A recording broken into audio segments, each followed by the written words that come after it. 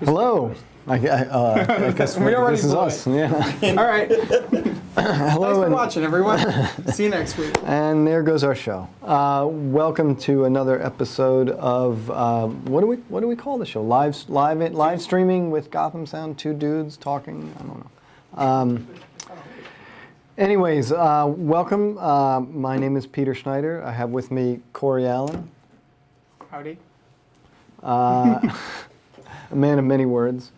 We are here to talk about Cory's use of the Behringer X32 mixers and his use of them on reality shows. We'll also open up the discussion to their use generally in drama. And yeah, we're excited. So first thing is, tell us a little bit about yourself, Cory. Who are you? How did you get here? All right. I am the audio supervisor for Black Ink Chicago, where I was using this system, and I've been using systems that either use the Behringer or something similar to it for control rooms for different kinds of reality shows for a couple of years now. Basically whatever Gotham has provided.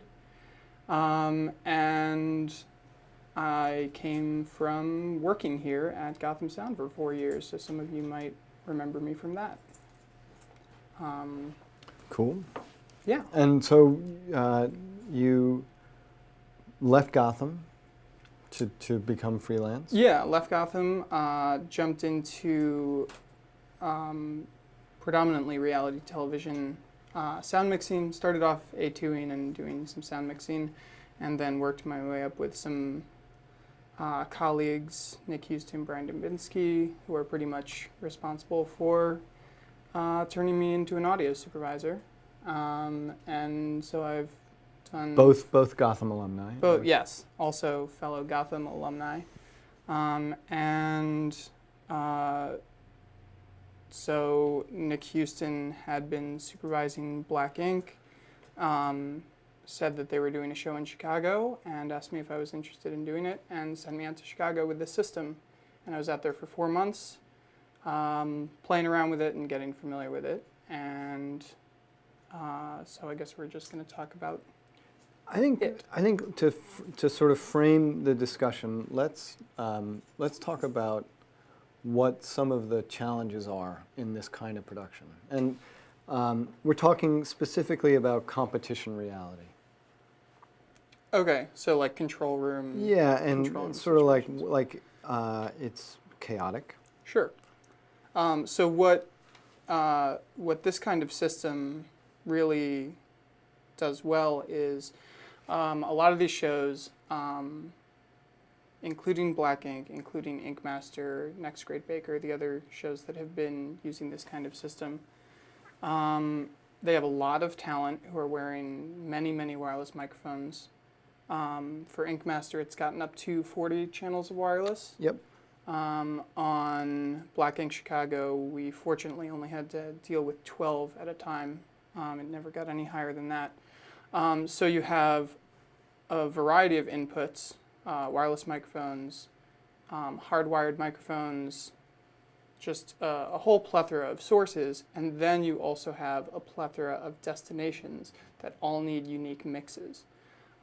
So the challenge is to have a point of control or multiple points of control where you can create any combination of mixes depending on where it's going, whether it be camera, whether it be to IFB, to producers, or just a control room mix so that everybody in the room can hear. And so, for example, on Black Ink, we needed to create upwards of, I believe, 15 or 16 mixes simultaneously. And before fancy digital and certainly controllable, programmable digital mixers came along, how would this be done? Traditionally, it would be one ENG mixer, a human next to each camera, and their bag would have to party dial between all the cast that was nearby, and that had its own limitations because when you have an ENG bag, you're limited to the number of channels that bag can pick up based on what model it is and how many wireless you have in there. So you could only pick up, these days you have 12 channel ENG bags, which nobody likes to be able to carry around that kind of capability because then people depend on it. But, a couple of years ago you had Went X5s or the 442 and you could only do 4 or 5 channels at a time and then send them to camera. If you were lucky with wireless hops, sometimes you'd have to be hardwired. Right. But the limitation there is you can only pick up so many people. Hopefully they're in the same wireless block that your bag has, and sometimes if you have a large cast and they're split across multiple wireless blocks, then you'd only be able to pick up some cast on one block and some cast on another, and there are other limitations there. And then even on the console itself, how would you handle it on an analog board? You would, so an analog board would be good for creating one mix very quickly, but if you wanted to create different mixes for additional producers or anybody else who had to listen in, you'd have to make use of your aux buses or submixes, or depending on what the board was, what it was capable of doing.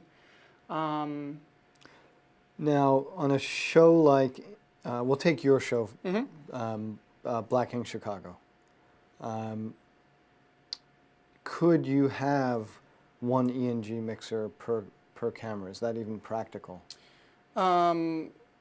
Ideally, you would. Most of the time when budget factors in, no, that would not be the case. But you have one ENG mixer per 2 cameras. Per 2 cameras. Is more common. Right. Making 2 different mixes. Usually 2 cameras would be sharing one mix, and then you run into complications where the cameras split up and then one person is responsible for creating a common mix for both, and inevitably somebody's going to be hearing the wrong thing. So there are just a lot of limitations that way. Also, it requires that you pay for the bag and the person to accompany that camera.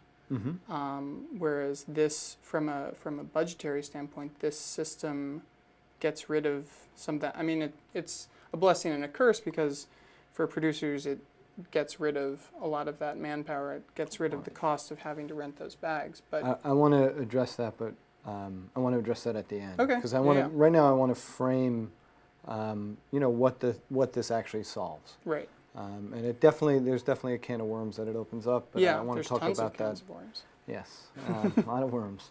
I want to talk about it at the end. But so going forward though, on Black Ink Chicago, in addition to the handheld cameras, you also have Robo Cams. Right. So on the floor, we would have 2 to 3 cameras at any given time, roaming throughout from room to room, and the way that the show is shot is, what they call verite, which is literally following the cast members from room to room and just seeing what happens as they do a tattoo or as they talk to other people in the shop or customers who come in. So because of that unpredictable nature, the only known factor is that the action will take place in the shop. So we are able to set up RF coverage, putting antennas in every corner of the shop to make sure that we can pick up wireless microphones no matter what room they're in.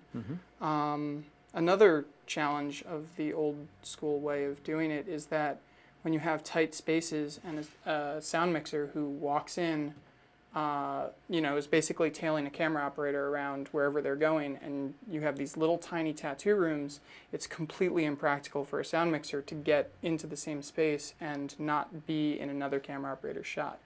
And so we have the 2 cameras, sometimes 3 cameras on the floor, but in addition to that we had 8 PTZ cameras, pan tilt zoom cameras. Their nickname was Robo Cams on this show. And they're installed in each room to either cover something that the shoulder cameras couldn't because they were in another room, or to help with the coverage in case One of the shoulder cameras couldn't get far enough into the room to get proper coverage. So they all needed a unique mix based on whatever room, whichever cast members were in that room. The shoulder cameras, we had 2 mixes for them, and then for the 8 Robo Cams, we needed an additional 8 that were basically just zone mixes of whoever appeared on each camera. We would need to route that combination of cast into each camera's mix. So that's a lot of inputs, and it's a lot of destinations. 16 inputs, 10 destinations for just cameras. For just cameras. Plus you have story producers that are also Right. wanting to make their own. Right. So mix. the general IFB broadcast was shared with the camera sends. So that means that the producers, IFBs, could listen to A camera's send or B camera's send because it was sent via an IFB signal. But then you have story producers who don't necessarily want to hear what's going on camera. They want to listen in on the side conversations to see if there's something important that they might be missing, and then the camera coverage might change depending on what they hear. So they need their own ability to either solo or create their own custom mix of cast members that's completely separate from everything else that's going on. So that's 10, 11, how many story producers? There was three mixes for them. So 13. A director mix and then two producer mixes. producer stations. So that's 13 mixes, all changing Right. dynamically. Yep. Does the Behringer X32 out of the box facilitate that? Yes, absolutely. Every model of the X32, it's also important to note that we were using the X32 rack as opposed to the full console because a couple things, namely it is a very space-saving solution. Yeah. But yeah, out of the box, it does up to 16 mix buses, and you can output them in any combination that you want. All right, but that's part of my point is that, so do we have a picture of the rack? This is part of the prep Yeah. that we should have done, right? Right here. There we go. We did do the prep. Yeah. So here you can see. There's the rack. These are the. But and show them the actual Behringer part of it. Can we zoom in? Yeah, I can Oh, look at that. do one of these. All right, there So that's the X32 rack sitting in the top of the rack, which was basically the mixer and the RF component of the system. So you can see the venues down towards the bottom of the frame. Those are just patched straight into the back of the X32 at the top of the rack there. So out of the box, does the X32 rack allow you to make those custom mixes without any additional hardware? Oh, it does, but very slowly. Very slowly. The X32 rack specifically, because you can see only has that that little screen and this 4-way sort of D-pad controller here, does make it a little bit cruder to navigate around and control any settings. And for me, that's sort of what I'm getting at is Right. that out of the box, it's just it is just a very crude mixer. But one thing that they did that we exploited was they completely opened up the protocol for controlling every single parameter. Yeah. And they published it. And the funny thing about the protocol for the Behringer X32 is that it follows generally a standard called Open Sound Control, OSC. But to me, the hilarious thing is that the Behringer document about the protocol is, I think, 40 pages, and the user guide that was made by an end user is 80 pages. Right. So, I mean, there's extensive documentation about all the parameters, how to talk to all the parameters. And because of that, we were able to come in and make a custom control surface. As a matter of fact, we made multiple custom control surfaces. Right. So a little bit farther up in the picture here in the background, you can see it's blurry. I wonder if we can load that other well, we actually have the screen. So the setup is that the racks, on the other side, there's the rack for the recorders and some preamplifiers and a master clock and our Dante network, which tied everything together.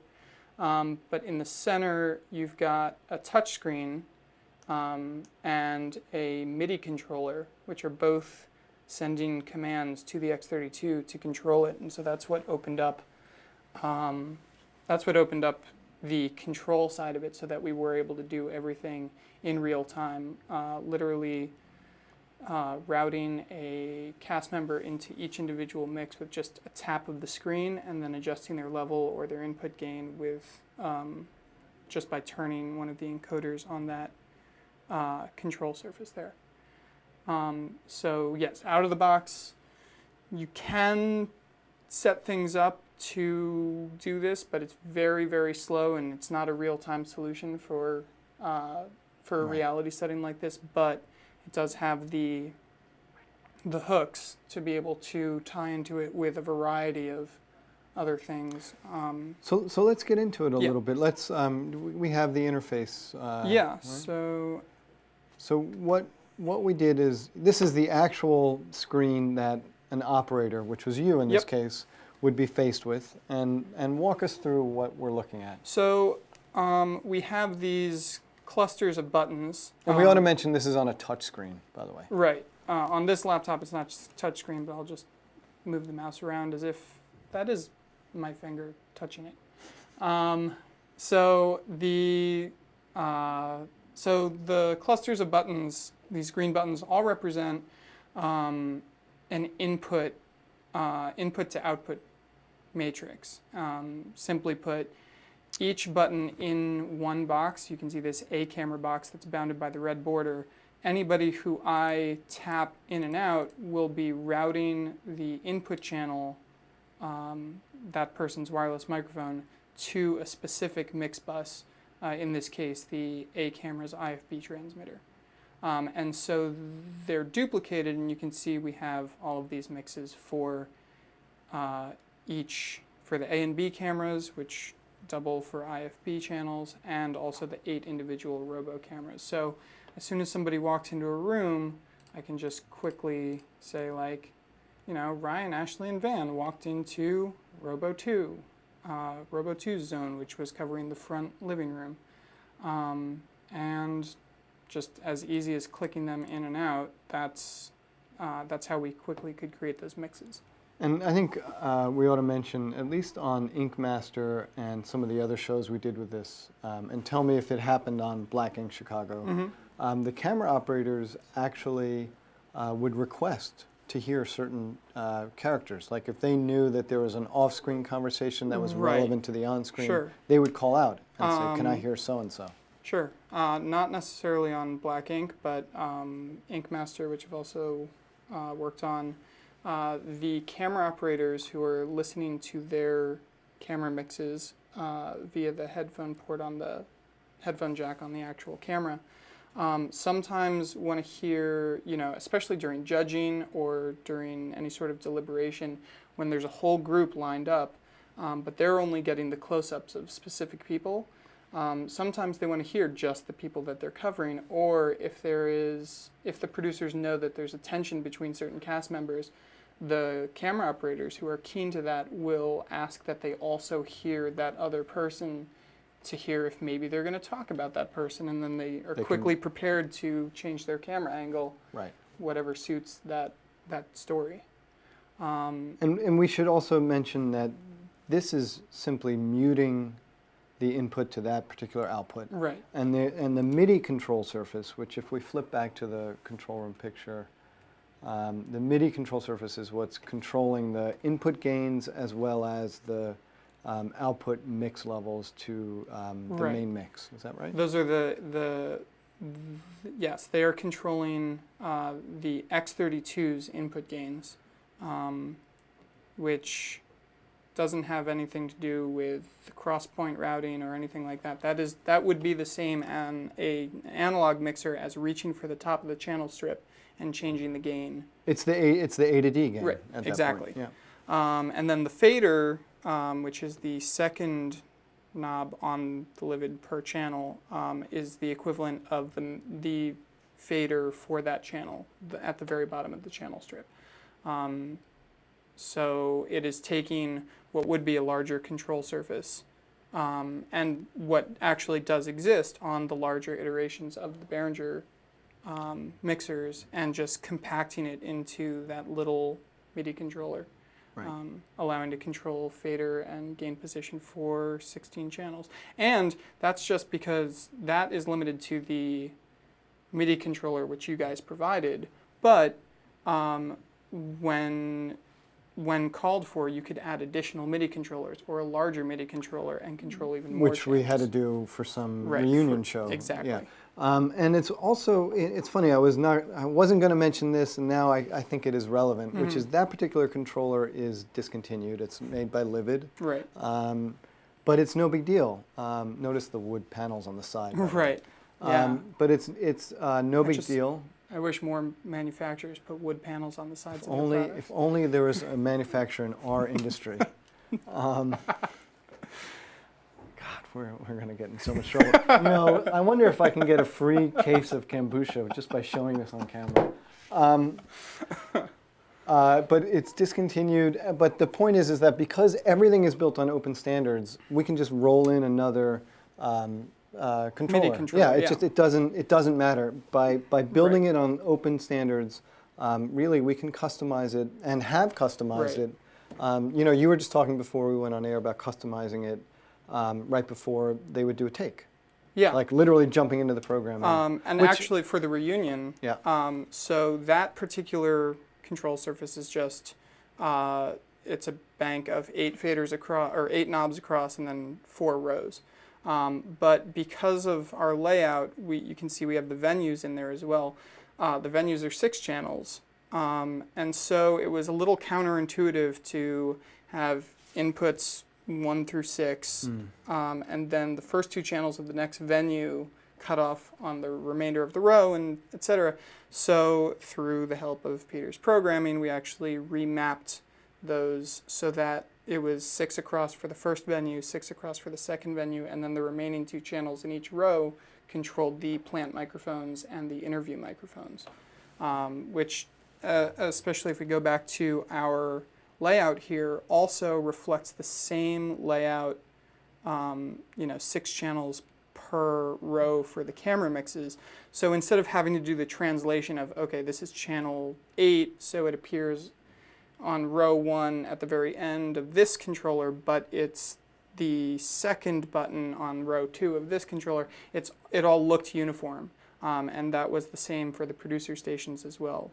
It's all just a matter of rearranging the software buttons, reassigning the hardware buttons in the case of the Livid controller. And that's something like this gives you that flexibility for. And before we talk about the X32 proper, I think we should just sort of mention, we're referencing this program. This program is Isadora, if you just flip back to it. There's lots of programs out there that you can use. Max MSP is one. You could program it in processing. I found this program Isadora, which was originally made for dancers. It was made by a choreographer for interactive dance. And we'll just peek behind the... just to get the split? Yeah, just to get the split, yeah. It's all of these sort of modules that, are sort of doing the programming behind the scenes.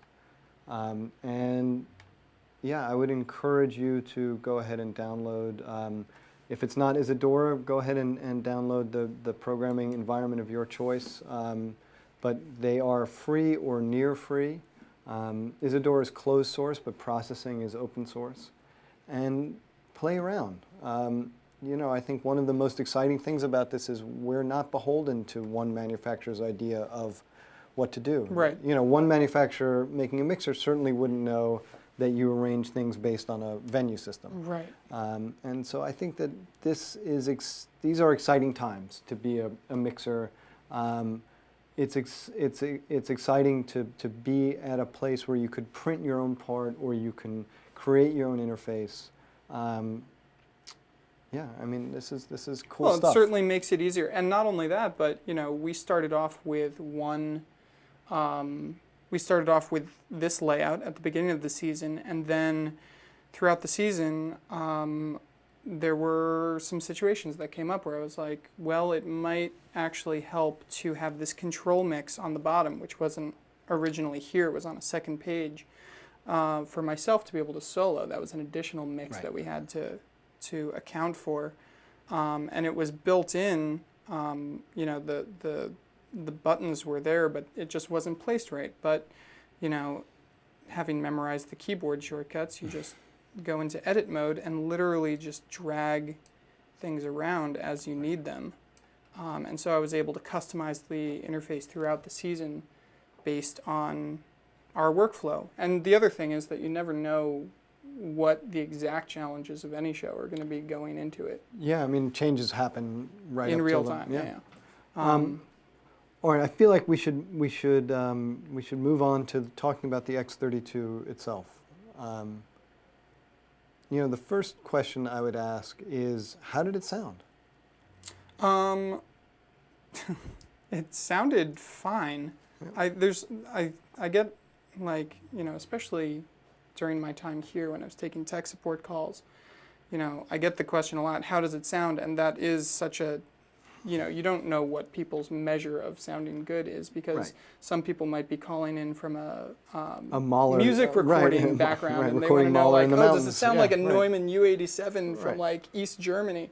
No, it doesn't sound that good, but Right. what are you doing? What are you making it for? So yes, for this application, it was fine. The preamps, which Behringer boasts are Midas preamps, sounded clean. I'd say my only complaint, which I spoke about in my write-up, was that they don't have as much power as I would have liked. To elaborate on that a little bit, we had 150-foot XLR runs going to those,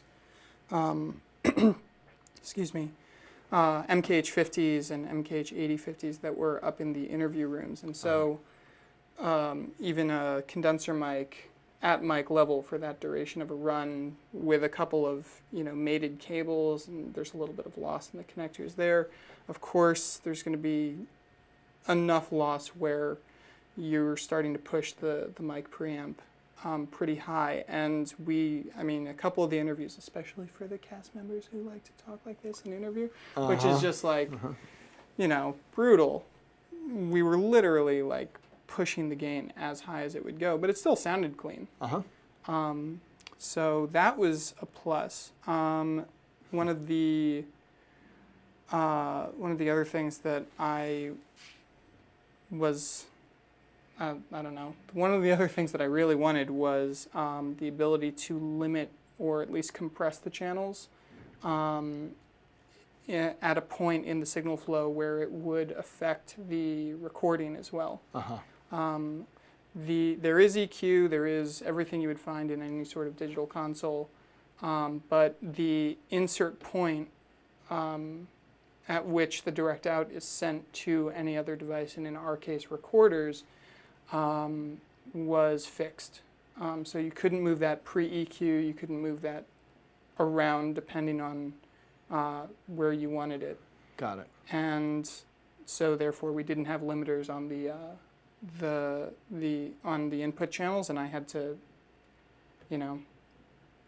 bring the gain down a little bit to compensate, because again, with reality TV, the nature of the conversation is unpredictable. People might be having a completely civil conversation at one moment and then just burst out laughing or screaming at each other the next. And to do that, especially at a party, for example, where you are using all 12 wireless microphones, if the entire party suddenly gets loud, you literally have to reach for every gain encoder, and to get there takes time. It's not much time, it takes a couple seconds, but those couple of seconds are distorted audio that you don't have. It seems like we could make a button that just says lower everybody's gain by 3 dB. Probably, yeah. If only we knew how to, we could do that. I mean, we could, now that I'm sort of hearing that that's an issue, we could make that. We won't make it right now.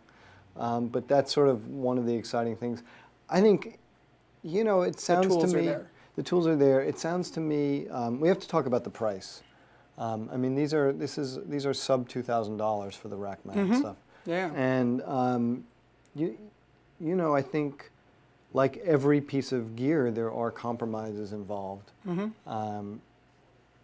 And that may be one of the compromises. In That it terms costs of, too little? well, no, that you don't get to choose you don't have a pre-A to D limiter. Right, yes. You don't get to choose your insert point, although that may be a software Sure. change. I noticed some funny things with routing, like sometimes you're forced into routing groups of 8. Right, Which especially when you make use of the S16 and S32 expansion input and output, remote boxes, which are great. We didn't have any application for them on our show, but especially on other shows, we've used comparable systems where sometimes you just need to get all your inputs out remotely, and all you have to do is run a Cat5 cable or 2 Cat5 cables if you want to do it redundantly, instead of having to run all that copper from one point to another, you're just running Cat5 cables, which is so much quicker to install and less weight to lug around. So the Behringer expansion boxes, the S32 and the S16, are a little clunky in that they take up 8 channels of the Behringer's inputs at a time. Right. As opposed to picking and choosing individual inputs. So I want some inputs from the S16, Right, exactly. some inputs from the console. You can't do that. Right. You have to do it. You can't You're do it forced one to into one. groups of 8. Yeah. I don't know. Are we avoiding saying other manufacturers? No, I mean, I think The Yamaha Rios, for Yeah. example, you can select individual channels. It's obviously a much more expensive system. Right. So that is one of the trade-offs that you get from using the Behringer. I mean, I think we're little less being flexibility. completely open with this. Yeah. I mean, I think the Yamaha stuff is significantly more expensive, and this is part of the compromise with the Behringer. I'm personally curious to know the differences between the Midas X32 and the Behringer X32, and we'll have to get one in here and do a quick write-up about that. I've heard, as I'm sure lots of people have been on the Sound Mixer Facebook group and the other forums that exist for exactly this purpose. When the X32 first came up, or at least when we first saw people talking about it, there were definitely some comments in the threads about, well, what about Midas's version? I mean, as far as I can tell, the hardware, like the guts, Almost identical. seem identical. Like Yeah. at one point, we were even asking about the Dante expansion card, and they said, no, it's the same part number for both mixers. Exactly. Yeah, so Yeah. there's clearly some overlaps. I just wonder if they've streamlined some of the firmware, which we will research and find out.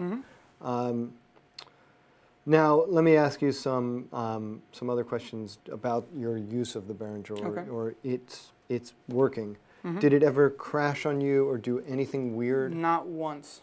And where? The one thing that gave me a minor heart attack was when it was so early in the season. I don't exactly remember what it was, but I was having trouble with the headphone solos, which in our interface you can also quickly listen to each camera by hitting the solo button in each box. And for some reason the headphone solos were totally wonky and I couldn't figure out what was going on and I couldn't hear anything, and then realized that I had hit a button on the face panel of the X32 itself. Right. Once I figured that out, reset it back to the way it was, and of course everything worked flawlessly. But, not only did the X32 itself work fine, always booted into the same state that I had left it in. And the nice thing also is that it seems like the memory is, what do you call that, latent?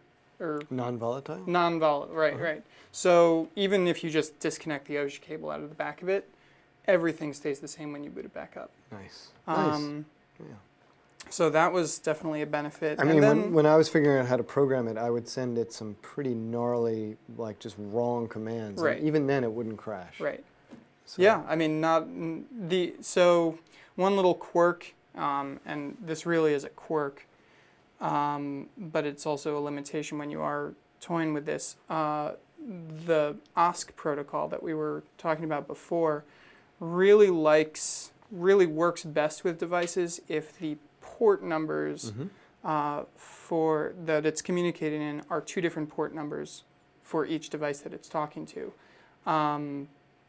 The X32 is fixed in the same port for both incoming and outgoing messages, which I think not everything else likes. Makes sense from an IT perspective, but not from anything else that speaks open sound control. So Behringer, if you're listening, please give us the option of splitting the incoming and outgoing ports on the OSC IP address. Yes, we would really, really love to be able to get metering data out of it to other things like our touch screen, so that you don't have to look over and look elsewhere. And you can do it. I've seen people on the net do it, but they go outside the open sound control protocol then to do it. That's a whole other level of programming. That's actual programming work. Right. Yeah. Whereas this is gluing together. In between scenes while we were out, shooting, I wasn't prepared to learn in that kind of time frame. Although I'm enjoying my book, Learn Python the Hard Way. It's a great book if you've ever want to learn Python. Anyways, so decent sound, stable. Stable, and if it wasn't, Behringer is pretty ubiquitous. Yeah. Which is nice. I mean, in Chicago, I bet there's any number of places you could have gotten a replacement. I Googled it just in case. Yeah. But you never needed it. Nope. And in fact, most, for the musical instrument retailers, always buy your stuff from Gotham Sound. But for the musical instrument retailers whose websites, who are large enough that their websites can actually tell you whether or not something's in stock, it was literally 10 seconds of Googling to be like, there is one at this store 5 miles away. I know that if it crashes, I could just send my, one of my production assistants to go grab that, bring it back, and then load the save file, the configuration file onto that, and it would be like nothing ever changed. Now, it never came to that. It never did. And we should also add that there was some infrastructure in the setup. Obviously, if we go back to that picture, we took care to give you good, clean power and avoided unnecessary ground loops and all of that stuff. It's cut off from the bottom of the photo here, but there is a UPS at the bottom of this rack that everything that you see on the screen, except for the video monitor, is powered off of. For the analog components, for example, the venues going into the X32, there's no risk of ground loops or hums coming from different power sources. But other than that, there's the Onyx preamp on the left side that is amplifying our plant mics. Other than that, everything was in the digital domain, from what I can remember. And those many weeks ago. So would you use this or something like it for drama on a cart? I wouldn't. I mean, I wouldn't use this. No, but I mean this configuration. But yeah, sure. Especially the X32 Producer, which can we Google? Can we grab an that image? is. I wonder if we have. No, we don't have the Producer one loaded up. You can Google it, or it's on a giant poster behind you. Oh. Oh. Oh. The analog method of showing. Does that work? Yeah. So that's like almost actual size. Yeah, I'll put it out in front of me. Yeah. So I also have the X32, the full console pulled up. So that is the full-size X32, which, as you can imagine, is wider than a standard rack. But if you take away basically the right side of it and just move that LCD screen over, that is the X32 Producer. So you have 16 assignable faders that can control all of your inputs. You have the screen, which gives you some feedback as to what you're actually doing. And that all fits within, that will fit onto a shelf, which slides into a rack. So for scripted drama or episodic work, that's a completely viable solution. No, we just set up a card. I didn't ask him before the show, so I don't want to mention his name, but he's doing an episodic show that's on a network, and he's using the X32 Producer. We got the new PSC Power Max with the inverter output, the Power Max Ultra Plus, I think it's called. And we got a little 250 watt sine wave inverter for it. And they both happily work together and power that thing, and it's great. He loved it. He spent the week here downstairs in the shop building it out, and we're all feeling great about it. He should have finished his first week of production at the end of this week, so we'll find out. Yeah, and the great part about that is, you know, for most episodic, at least the sets that I've been on, you're not working with a ton of channels, but in the event that you are, Right. at any moment you could expand that and do exactly what we're doing. It's interesting. It's interesting times because obviously, you know, we're about to be into the point where the control surfaces from Sound Devices and Zaxcom are coming out.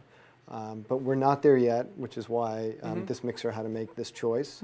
But he said, you know, he'd go to these production meetings, and they would look at him with grave concern and say, well, we have a number of days we know we're going to have 10 or 12 people. Right. Is that going to be a problem? And he was able to just smile and say, not a problem for me. Yeah.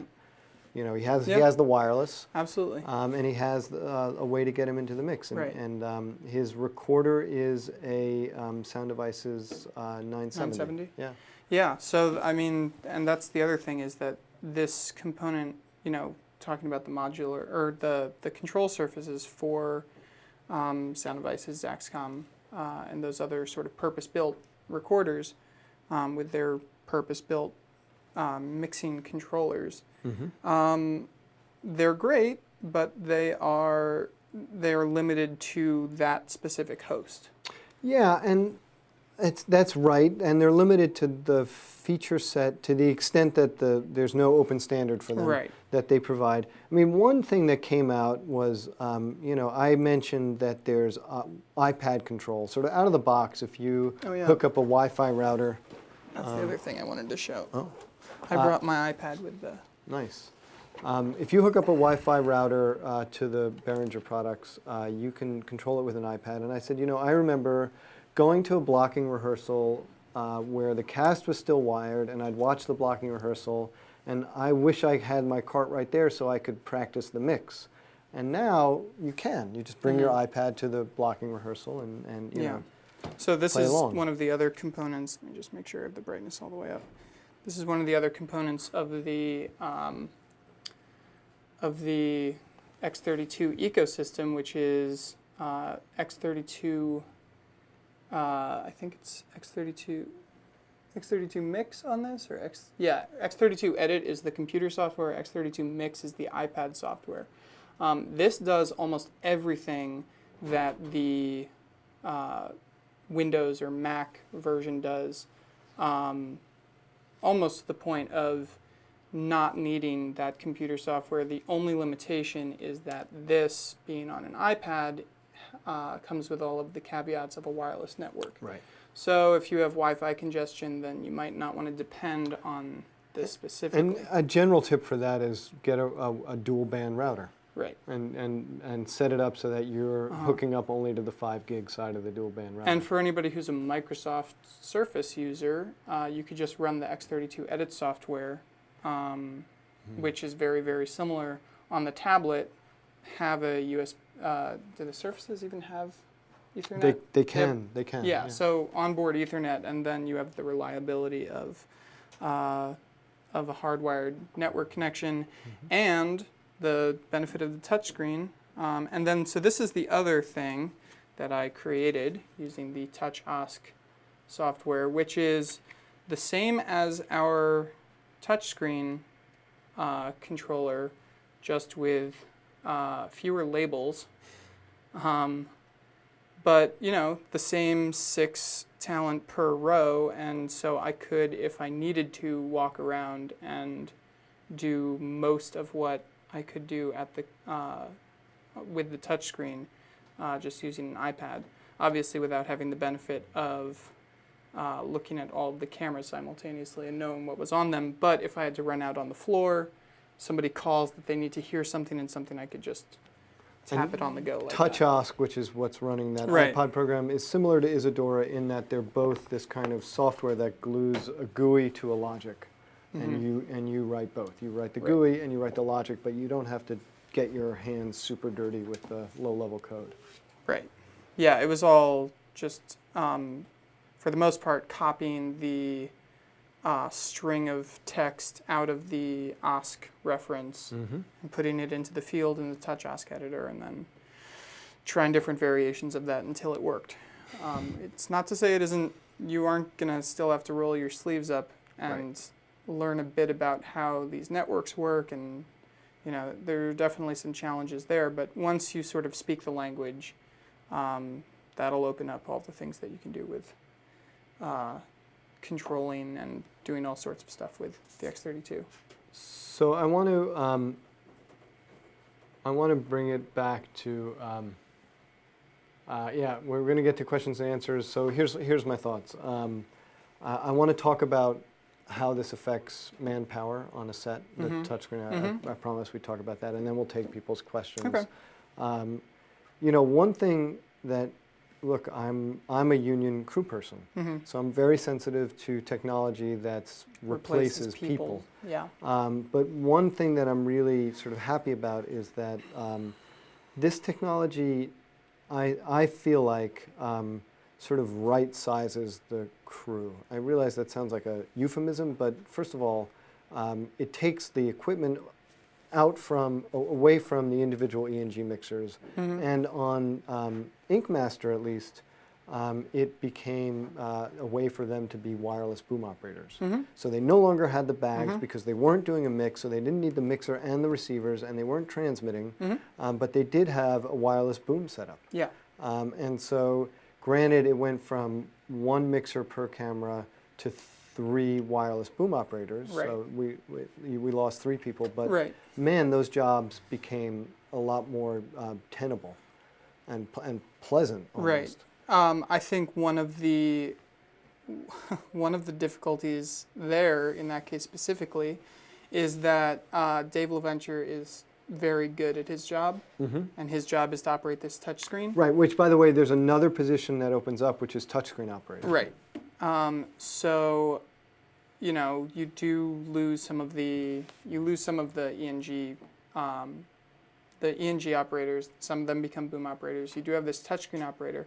This system also can accommodate multiple users, and so one of the discussions that we had with the late Marty Kelly, that I've had with Brian Dembinski, who's now supervising the show, is that, if it comes to it, you could divide the work here. Yeah. If the workload is deemed too difficult or too overwhelming, or you can just justify having that second person there, especially if there's different action going on and cameras are covering different action. Yeah. One person should really only have to listen to one plane of action at a time. And so this kind of system, you could use the touchscreen that we had set up in the control room, and then you could have another mixer who's out there with an iPad or a Surface, creating the mix for their cameras. And that's part of what they would do, is have a spotter who Absolutely. would call into the touchscreen operator Right. and say so-and-so's about to enter, and Right. then the touchscreen operator would punch them into that mix. And yeah. So I'm sensitive to it, but I also think that, the way that these shows are being shot, you can't have all those people on the floor anyways. Oh, not on the floor for sure, but And then if they're off the floor, what are they looking at to mix, and right. I mean, you could have 2 people in the control. I mean, there are Right. whatever. If there's a problem, there are many solutions that can, skin this cat. That's right. And We're- the problem is every show is different. Season to season, the same show is different. Yep.